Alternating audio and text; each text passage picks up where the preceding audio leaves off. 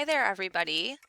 Today's video lecture is going to focus on the constitutional basis of federalism. We're going to be examining different ways that the Constitution addresses that idea.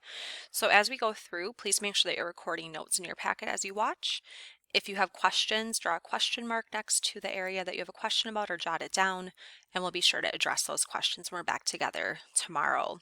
Keeping in mind that since this is a video, you can pause at any time, really making sure that you understand the content as you are responsible for it. All right, so federalism and the Constitution. What does the Constitution say about the relationship between the states and the federal government? How does it establish national supremacy? The first thing that we'll talk about quickly here is what the Constitution says about the obligations states have to each other. So in Article 4 of the Constitution, it addresses the responsibilities of the national government towards the states and also the states' obligations towards each other. So one of the things that it says is that the national government should not tax interstate exports. They must protect states against invasion and respect that the states and federal government will oftentimes have overlapping responsibilities.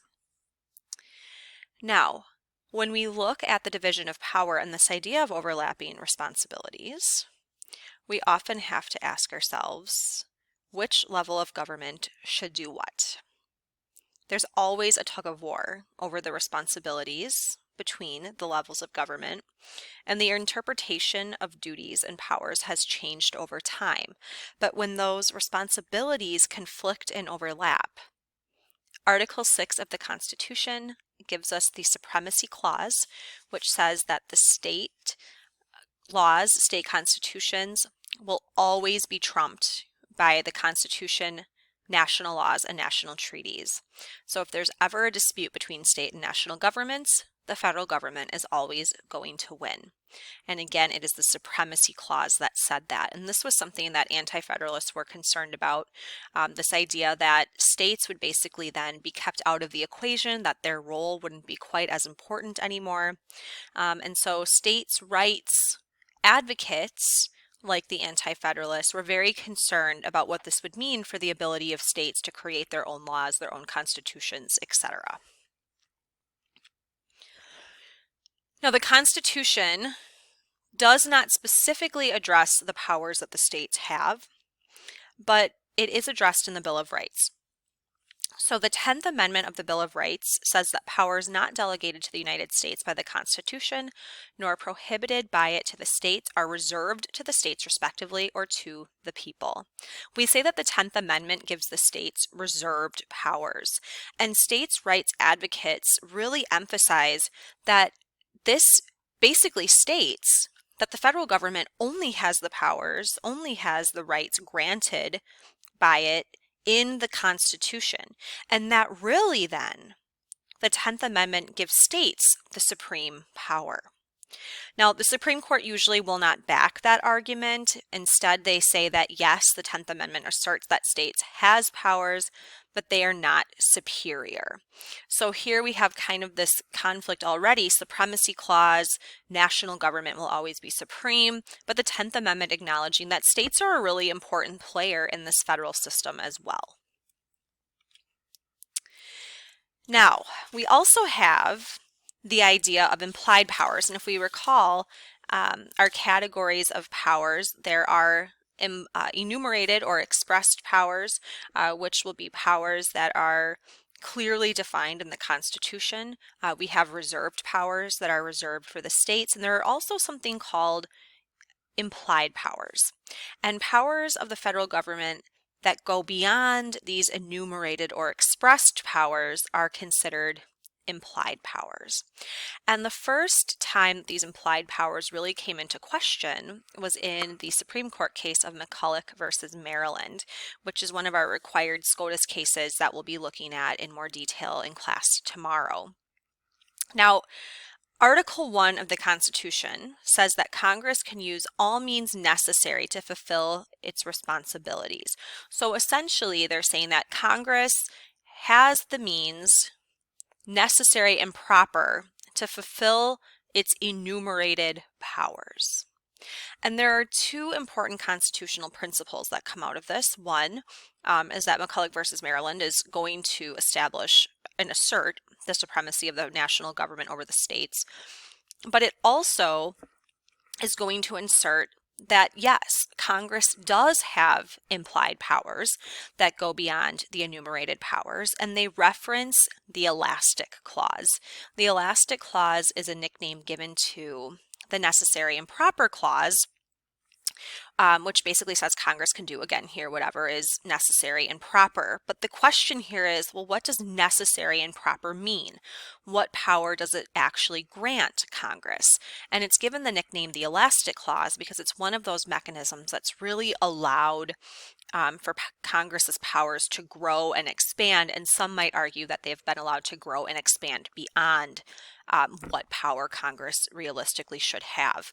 So we're going to take a closer look at this McCulloch versus Maryland case tomorrow, really trying to understand what this case is about and what ultimately it says about this power struggle, this tug of war between Congress and the federal government, and then the states.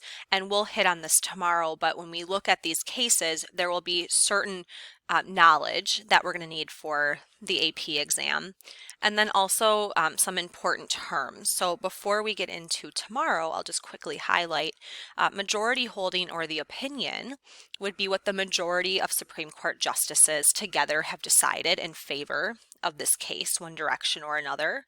A dissenting opinion would be written by the minority of the justices who dissented or disagreed with that majority holding or opinion. And a concurring opinion is an opinion that follows along with the majority, so they concur, they agree with how the majority decided, but for a different reason. So just coming in with some of those background knowledge terms, but we'll talk a little bit more about them tomorrow.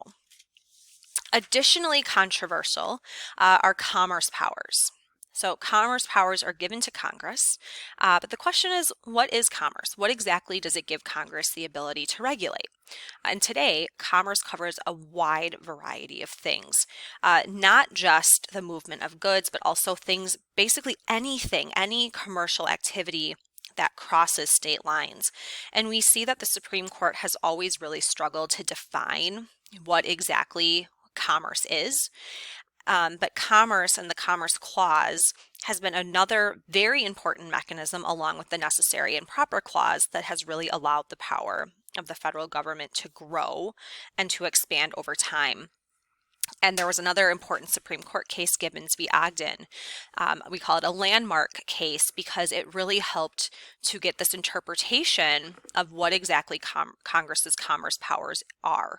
So the Supreme Court gave a very, very broad interpretation of Article 1, Section 8, giving Congress the power to pretty much regulate any commercial activity, anything that shows transportation of goods across state lines.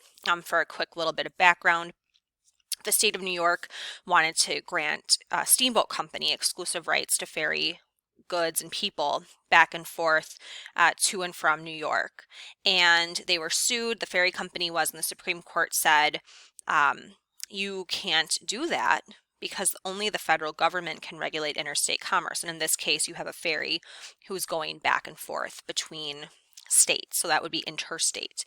And we've seen commerce, the Commerce Clause and commerce powers used to regulate things during the Great Depression, racial discrimination and segregation during the Civil Rights Movement.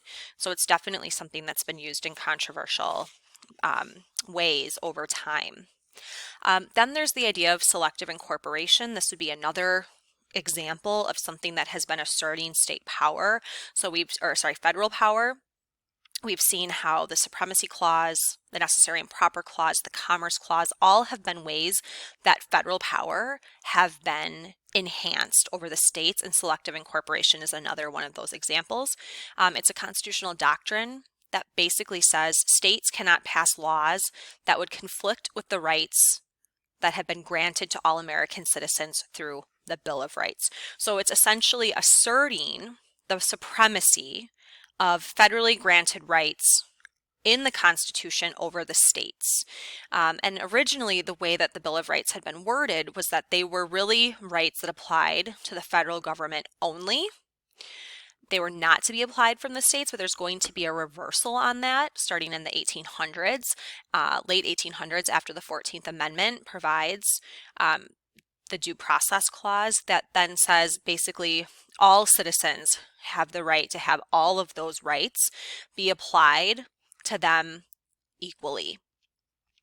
So Federal Bill of Rights would also apply to the states, and it's called selective incorporation because pieces of the Bill of Rights have been applied on a slow case-by-case basis. So it was not an all-encompassing all of the Bill of Rights apply to the states at the same time. It's been tested piece by piece, case by case via the Due Process Clause. And then in some, I mentioned that the Constitution also talks about states' obligations to each other. So in Article 4 of the Constitution, we call this horizontal federalism, ways in which states have to interact to each other. Article 4 mentions 4 things here. Full faith and credit basically would say that people are entitled to the same benefits and obligations of citizenship in every state. An example of this would be when same-sex marriage was in a different spot and not all states recognized gay marriage. That would be an example of how full faith and credit was not implemented. Extradition would be where if a person commits a crime and is charged with a crime in one state and flees to another, it's the responsibility of the state they fled to return that person to stand trial in the state where the crime was committed. Privileges and immunities prevents discrimination of people from another state. So you can't treat someone from another state differently in your state just because they're not from your state. But an exception of that would be out-of-state tuition. So the Supreme Court has said it's okay for Wisconsin to charge somebody from Virginia more money to attend school here. And then interstate compacts are just agreements among a collection of states for a common cause. So for instance, there's a Great Lakes Compact where all of the states that surround the Great Lakes work together to keep the Great Lakes clean. So who has the power? The balance and division of power. Where does the power lie? How has the balance of power changed over time? Over the years, there's been a shift of power to the federal government, mostly because of the federal government's ability to give money to the states to fund policy. But sometimes, at the same time, the federal government mandates policies without giving the resource to implement those policies. So we see this back and forth, this ongoing negotiation of power between the states and the federal government. And we can see how the division of power has gone back and forth over time. We can see shifting responsibilities. We can see differing interpretations of power. So the 10th Amendment, what does it exactly mean that states have those reserved powers? Does that make them more powerful than the federal government, like states' rights advocates would say? 14th Amendment, Due Process Clause, what does that mean? Does that give the federal government the ability to say that the National Federal Bill of Rights applies to all citizens and the states must also follow that? Necessary and Proper Clause, how much will we allow the powers of Congress to stretch and expand through that clause? Commerce. What is commerce? And how do we interpret that? And does that enhance or restrict the power of Congress? So the balance of power is a careful dance, and there are many different perspectives of which level of government should be more powerful. There's also a lot of discussions on fiscal responsibility, fiscal money, right? Who's responsible for paying for and implementing varying programs? So lots of discussions here and lots of different issues that we talk about. Who is responsible for what? Who should take that leading role? We will continue looking at a lot of these concepts in the coming days. This is the end of our lecture for today. Please review your notes, and any questions that you have, please be sure to get them clarified tomorrow.